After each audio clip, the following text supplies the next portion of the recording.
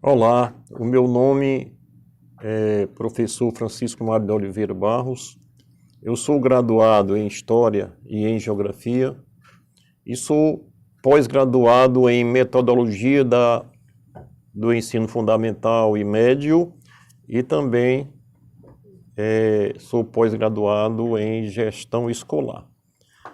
Eu exerço a matéria que nós vamos trabalhar hoje é as grandes navegações. De que forma a corrida espacial se assemelha às grandes navegações do século XV? Vejamos o seguinte. Até o século XIII, século XIV, o continente europeu, que é onde primeiro surgiu a civilização, eles tinham o mar como algo tenebroso, porque, por exemplo, eles não acreditavam que a Terra fosse redonda. Então, para eles, o mar era algo tenebroso e tinha uma forma tabular, plana, que se eles saíssem ao mar, eles chegavam em um certo local, eles poderiam cair no abismo. Só que foi desenvolvendo o comércio da Europa com a Ásia. E esse comércio ele era feito contornando o continente africano até chegar nas Índias, nas Ásias. Só que acontece que esse caminho foi interrompido pelos turcos. A cidade de Constantinopla. E os europeus tiveram que perder o medo, né? Eles tiveram que ir contra esse mito de que o mar era algo tenebroso, perigoso, para retornar ao caminho marítimo para chegar até as Índias, ou seja, para descobrir uma nova rota. Então, no século XV, os europeus perderam o medo do mar, do oceano, e resolveram desbravar o mar, e aí veio os grandes descobrimentos. Agora, qual é a relação das grandes navegações do século XV com a corrida espacial do século XX? Vejamos. No século XX, durante o período da Guerra Fria, a partir da Segunda Guerra Mundial, de 1945 a 1991, que durou quase meio século, a Guerra Fria era bipolar entre Estados Unidos, que era a potência capitalista, e a União Soviética, que era a potência socialista. Então teve duas grandes características, a corrida armamentista e a corrida espacial. Era uma questão de honra, na época, as potências conquistar o espaço sideral. E foi dessa forma que Yuri Gagarin, da União Soviética, deu a primeira volta em torno do planeta.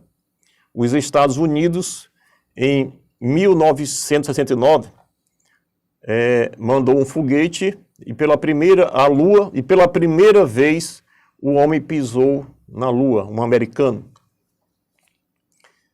Já em 2008, o homem passou a conhecer Marte. Então, a relação é que, da mesma forma como o homem tinha medo do mar, do oceano, no século XV e terminou conquistando, no século XX, o homem que tinha medo do espaço sideral terminou conquistando o espaço sideral. Então, essa é a relação existente. Como aconteceu o comércio entre a Ásia e a Europa e de que forma era intermediada? Muito bem. No século XIII, século XIV, havia um grande comércio entre os europeus e a Ásia, que era feita nas Índias, que era feita pelo contorno da África até chegar às Índias.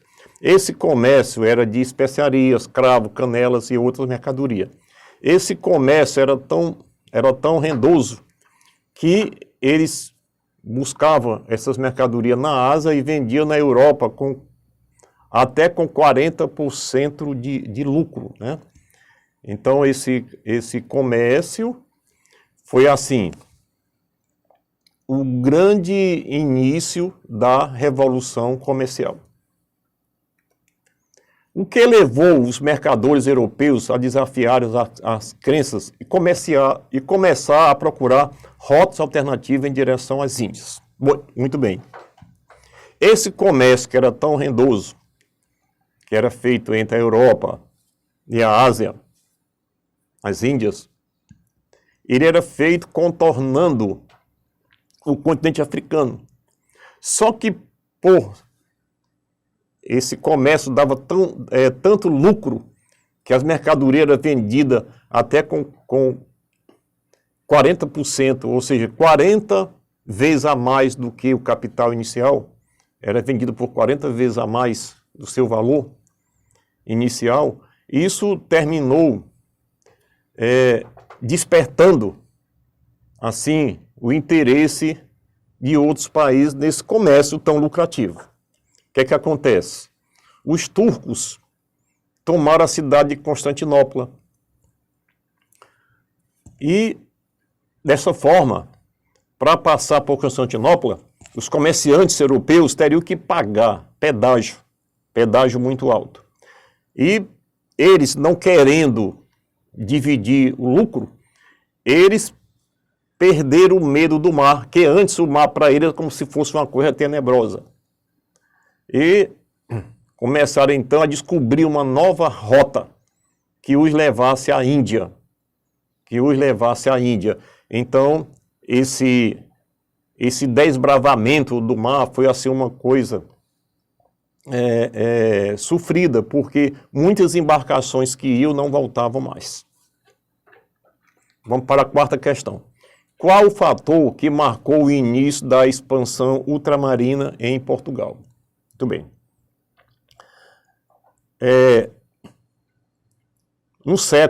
Já no século XV, aconteceu uma revolução em Portugal, a Revolução Alves. E esta revolução terminou expulsando a dinastia de Castela de Portugal. E a dinastia Castela terminou perdendo o poder e assumiu, então, Dom João I.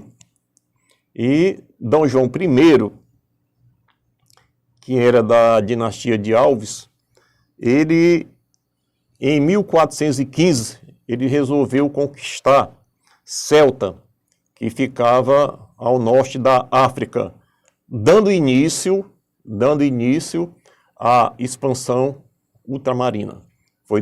Isso foi em 1415, no governo de Dom João I. Vamos então para a quinta questão. O que despertou o interesse dos portugueses pela conquista da África? Bom, na verdade, quem primeiro despertou esse interesse foi o infante Dom Henrique. Quem era Dom Henrique? Dom Henrique, ele era filho de Dom Pedro I.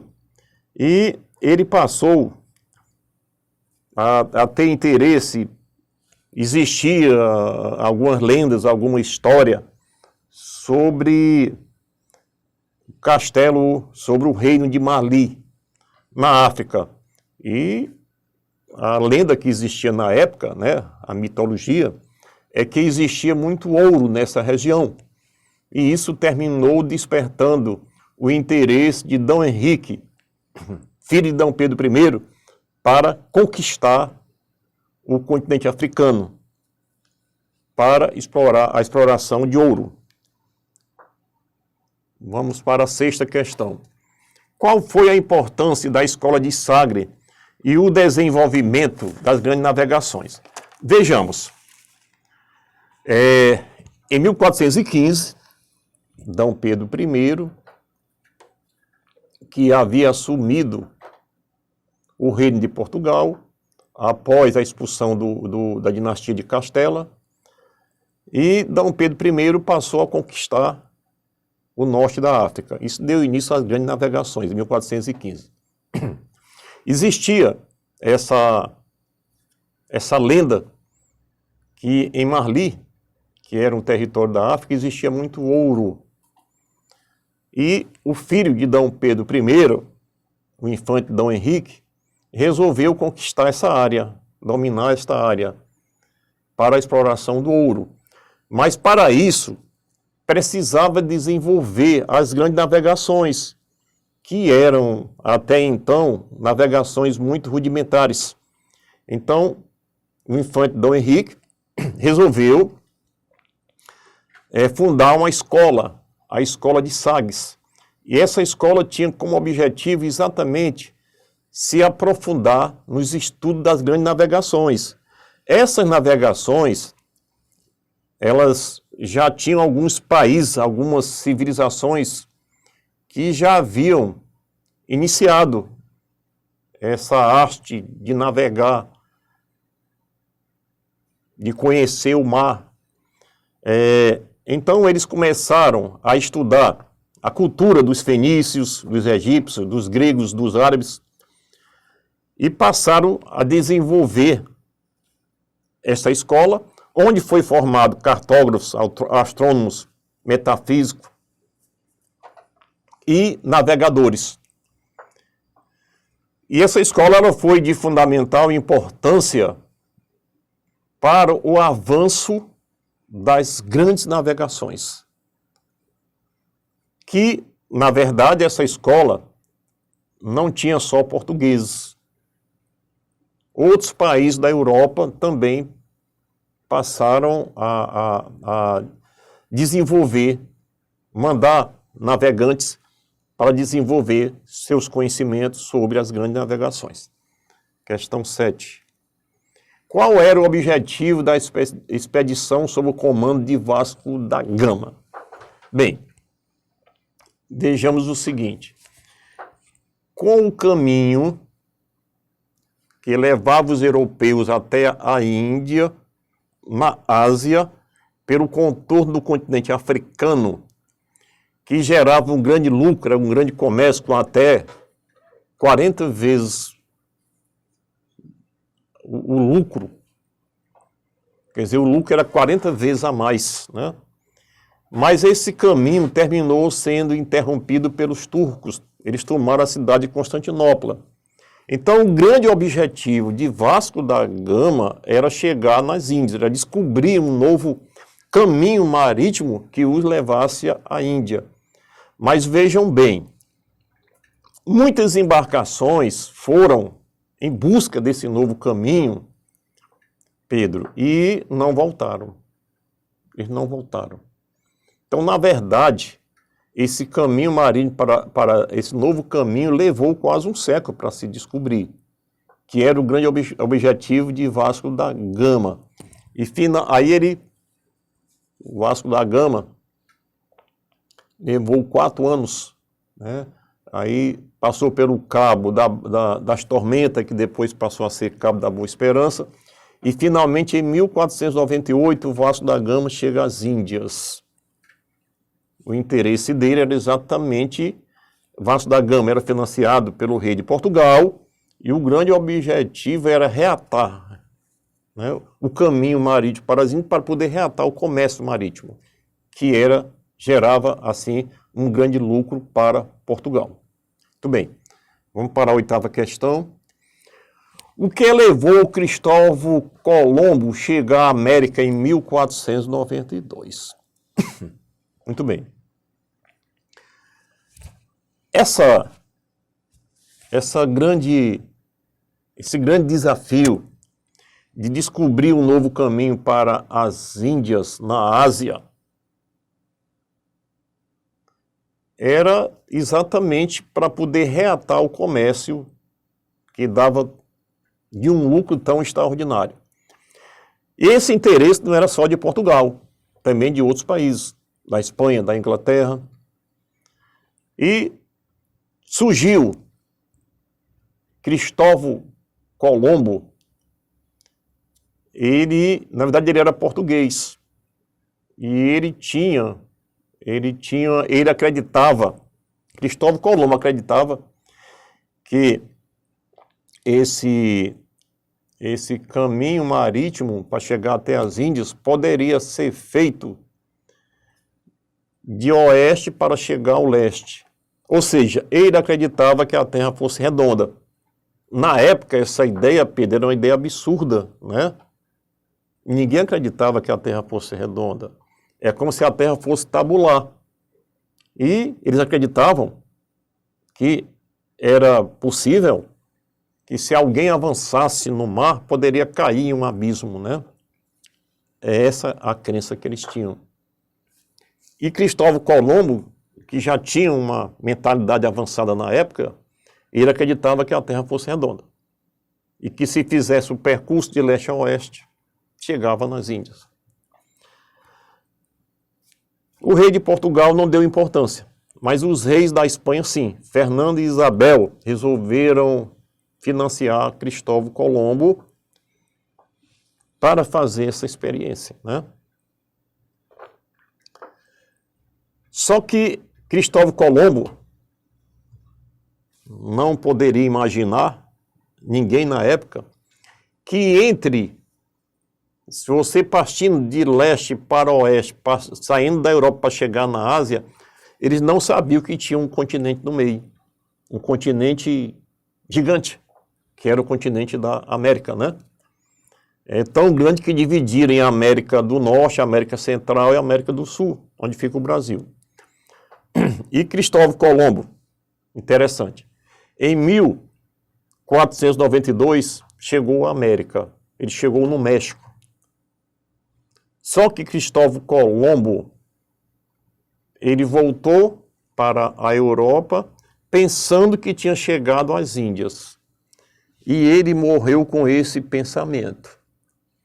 Uma coisa que eu me questiono até hoje é que o nosso continente não deveria ter recebido o nome de América, de América, e sim de Colômbia. Por que Colômbia? Porque quem descobriu o novo continente foi Cristóvão Colombo. Aí vocês podem imaginar, e por que é América? Porque junto com Cristóvão Colombo vinha um historiador, poeta, e ele, quando ele chegou num novo continente, ele descreveu todo o continente da América, né? Ele fez todos os registros do que ele via, e ele mostrava um continente muito rico, natureza abundante, pássaros. É tanto que lá nas escrituras, lá na literatura de Américo Vespúcio, ele fala até de um animal que imita o homem, que é o papagaio, né?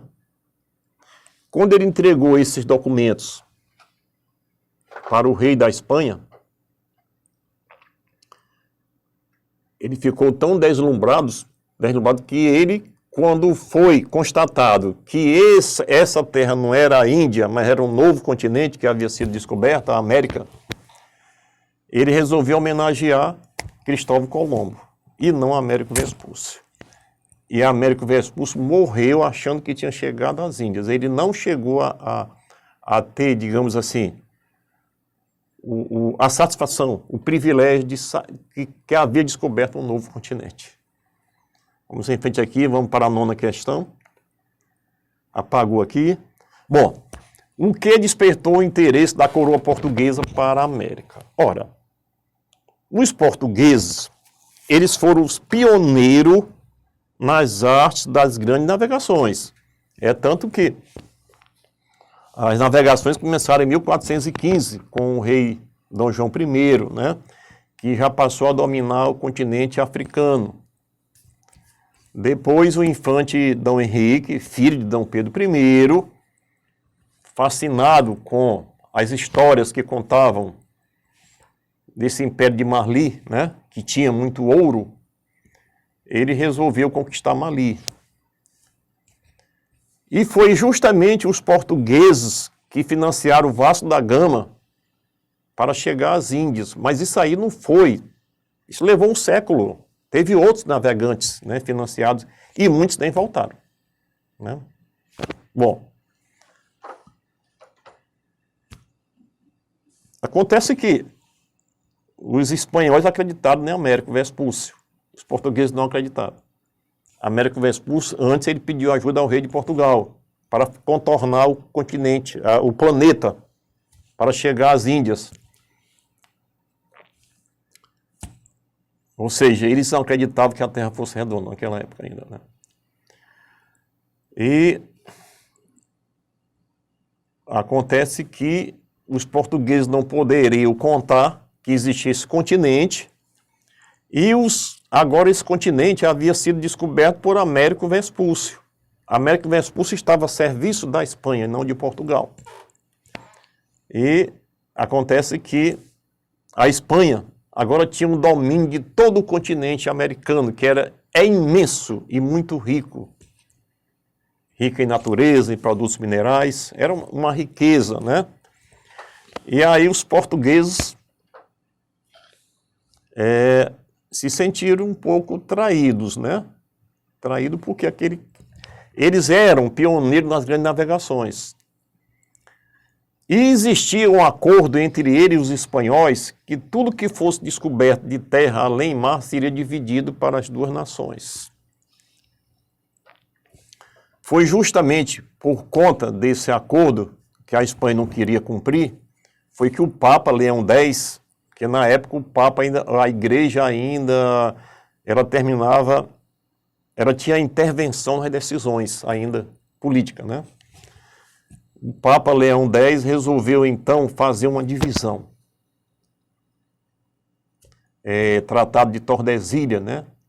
Que era uma linha imaginária que ficava a 370 quilômetros da ilha de Cabo Verde, que dividia a América ao meio, com a linha imaginária.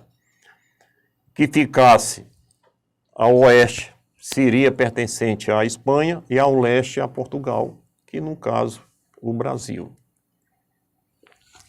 Mas só que os portugueses, antes disso, ainda armaram uma estratégia. Em 1500, Pedro Álvares Cabral chegou ao Brasil. Ora, aí cabe uma indagação, porque os portugueses já sabiam da existência da Nova Terra. Mesmo assim, veio a expedição de Pedro Álvares Cabral e descobriu o Brasil, né? Isso mostra que havia realmente um interesse dos portugueses também em dominar uma parte desse grande continente, que é o continente da América, né? Aí ficou dividido, essa parte que ficaria ao leste, no caso, o Brasil, né, que é um grande país, e os demais países da América do Sul e América Central passou a pertencer à Espanha. E a Inglaterra terminou dominando e terminou colonizando, no caso, a América do Norte, que corresponde aos Estados Unidos e ao Canadá. Vamos então para a 10ª questão. Qual a relação entre as grandes navegações e a Revolução Comercial? Bom, as grandes navegações, que surgiu no século XV, em 1415, inicialmente em Portugal, mas depois outros países foram atraídos por esse grande lucro existente. E aí veio a Espanha, a Inglaterra e outros países da Europa. Bom, essas navegações, elas foram crescendo. Iniciou com os portugueses, mas logo se expandiu para outros países da Europa. E começou a gerar uma grande riqueza. Produtos naturais, matéria-prima, que eram comercializados para a Europa, e com o tempo, a Europa, no caso, a Inglaterra, que foi o primeiro país que teve essa iniciativa, transformava essa matéria-prima em bens de consumo. Ou seja, toda a matéria-prima produzida na América, produzido na África, na Ásia, ia para Portugal, para a Europa. Era o chamado eurocentrismo. Europa, o centro do mundo. E tudo que era consumido nessas colônias vinha exatamente da Europa. Isso gerou as grandes navegações. Sendo que Portugal e Espanha se preocupou mais em gerar matéria-prima. Mas a Inglaterra não, teve uma visão maior. A Inglaterra absorvia toda essa matéria-prima, comprava essa matéria-prima e transformava em bens de consumo. E vendia para as colônias, né? No caso, a América, alguns países e grande parte da África.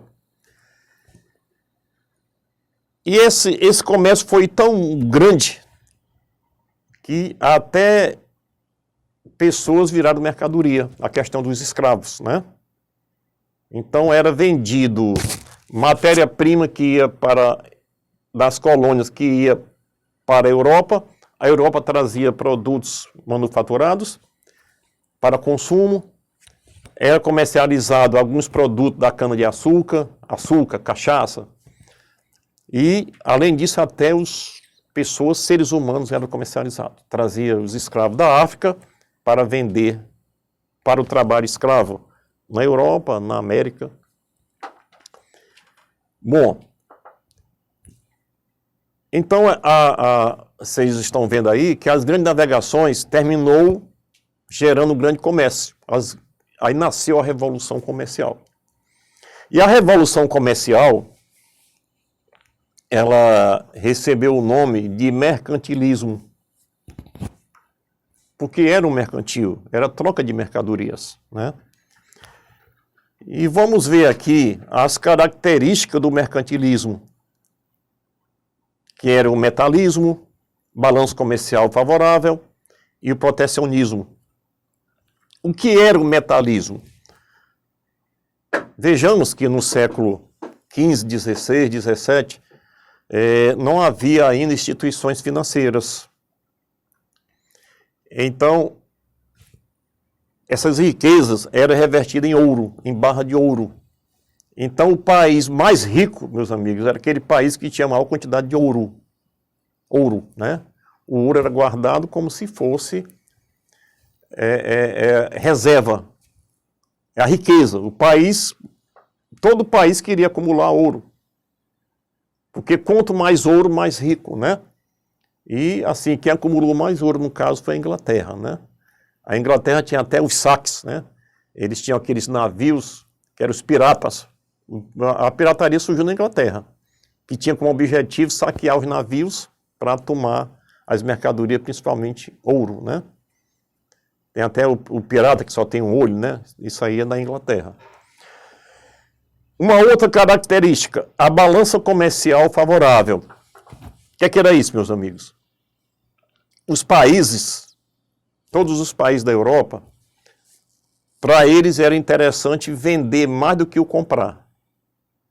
Eles tinham esse cuidado. Vender e exportar mais do que o que importar. Balança comercial favorável. Porque se eles vendessem mais e comprassem menos, eles iam ter o quê? O maior lucro. Isto, até na nossa vida, nós sabemos disso, né? Que a gente tem que consumir menos do que o que nós ganhamos, né? É a balança comercial favorável. Essa era a visão deles. Só que essa visão, ela não terminou se enquadrando para os portugueses. Mas os ingleses, sim. Eles usavam essa balança comercial favorável. Política protecionista. O que era isso? Por exemplo, na América, Pedro,